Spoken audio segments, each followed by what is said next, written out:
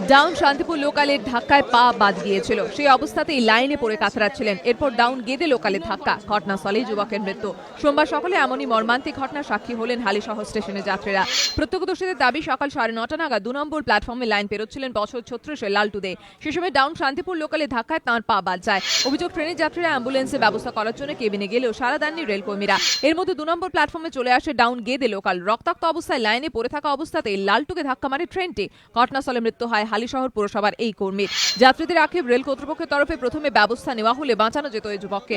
এতক্ষণ ধরে একটা যদি পেশেন্ট যদি পড়ে থাকে, তারা যদি কোনো যদি সিগন্যাল দেখাতো, ম্যানুয়াল সিগন্যালটা দেখালে ট্রেনটা দাঁড়িয়ে গেলে তখন তো উনি পড়তে পারতো না, অনেকক্ষণ কেটে যেত না। হ্যাঁ, কেবিন ম্যানেজারের জন্য ঘটনার পর হালিশহরে রেল অবরোধ শুরু করেন যাত্রীদের একাংশ। রেল পুলিশের হস্তক্ষেপে প্রায় আধ ঘন্টা পর অবরোধ ওঠে।